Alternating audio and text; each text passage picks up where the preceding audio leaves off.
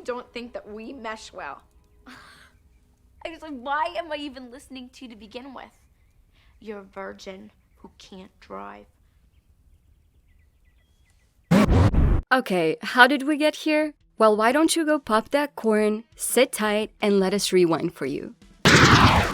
Meet Cher, a super wealthy, super popular, and super pretty 16-year-old queen of Bronson Alcott High School in Beverly Hills, and living with her super expensive litigator of a father in this super big mansion. Yes, this huge one.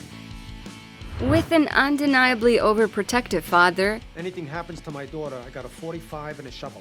Cher must also cohabit with young Paul Rudd. And I say young, but we all know that this guy doesn't age. Come on, he could be 20 or 55, nobody would notice the difference. Anyhow, so Paul here plays Josh, her ex-stepbrother, an aspiring lawyer and college freshman who wants to learn from his father and who ends up spending a lot of time, and I mean a lot of time, teasing yet caring for Cher. You already see where this is going, don't you? Right? I mean, right. It's so obvious, OMG. Okay, you'll see. We're not spoiling yet.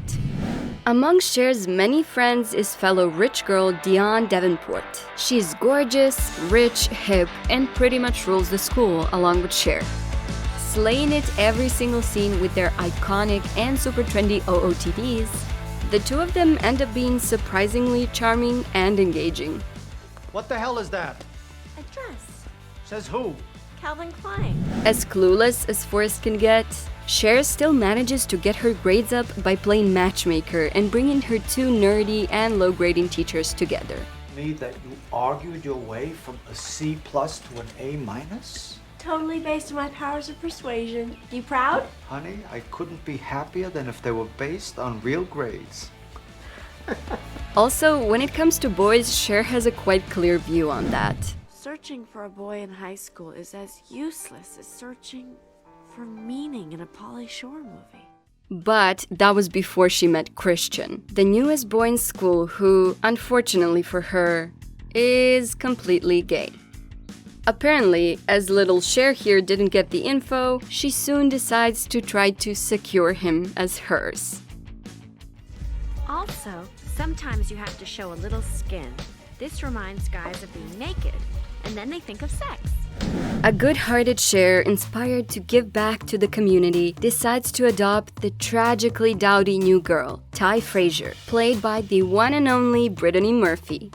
Dionne and Cher then give little Ty a makeover and groom her for popularity, ultimately transforming her into their new popular BFF. And there you have it, the classic movie trope. Yes, right there. From duff to the top. Cute and innocent Ty crushes big time on Travis Birkenstock, a skateboarding stoner, but is steered away from him and towards popular snob Elton instead. Rolling with the home. Yeah, let's do it. You ready?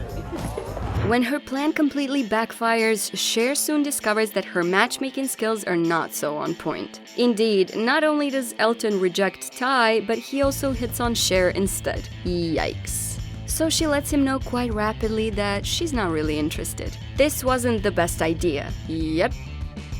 As this eventually gets her to end up alone, stranded in a dark gas station, where she quickly gets robbed at gunpoint. Get down on the ground. Face down. Come on. Oh no, you don't understand. This is an Alaya. And a what? It's like a totally important designer. And I will totally shoot you in the head. Get out. After all these failures, Cher is completely lost, and even more so when it comes to Christian. Really, why would he not date her? Dee, I almost had sex with him. You almost had sex with who? Christian. Well, you have Dionne's goofy boyfriend Murray to thank for the answer to that question. He eventually explains that it's just probably because Christian is gay. Thank you, Murray. Thank you. So Cher decides to pursue a friendship with Christian instead. Of course, he's not unuseful. He does have taste in fashion and art, after all. To add insult to injury, events truly reach a crisis point when Cher fails her driving test and doesn't succeed in renegotiating the result. You can't park, you can't switch lanes, you can't make right-hand turns, you've damaged private property, and you almost killed someone. Offhand, I'd say you failed. And things are not going easier on Cher, when, right after that, Ty's popularity surpasses her own. The little duckling finally decided to fly with its own wings. You see, poor and dejected Cher returns home to find Ty waiting for her and wanting to confide that she's becoming super into Josh. This was the last straw. Cher doesn't hold back and tells Ty that Josh is just wrong for her, prompting a quarrel and this iconic line. You're a virgin who can't drive. So at this point, Cher is left Totally clueless. and has pretty much nothing else to do than reflect on everything that has happened so far. She wants to understand why she's reacting this way. After a great deal of shopping in Beverly Hills, not so clueless Cher realizes that the only reason she reacted so strongly to Ty's interest in Josh was precisely because she is interested in him herself. I'm majorly, totally, but crazy in love with Josh. In her rather awkward yet heartfelt attempt to get to Josh's bleeding liberal heart, she captains the school's Pismo Beach disaster relief effort. Miss Geist? Cher? I want to help. That would be wonderful. Thanks to these new commitments, Cher is showing that everything is not about fashion and OOTDs, even though they are. These looks are the highlight of this movie, even today. Which will be more than enough for Josh, leading to the two of them admitting their feelings for each other and finally kissing. Which is, well, even today, a little weird.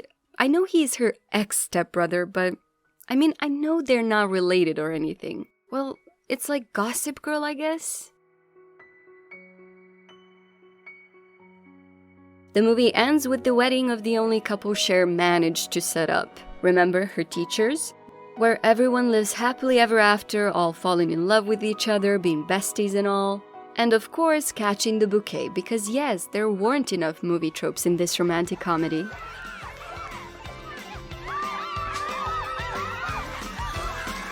And of course, if you like this video, don't forget to hit the subscribe button to join the Binge Society. Take care, see you soon, and always remember to go on our different platforms to discover all our new Binge Society content. Ugh, as if.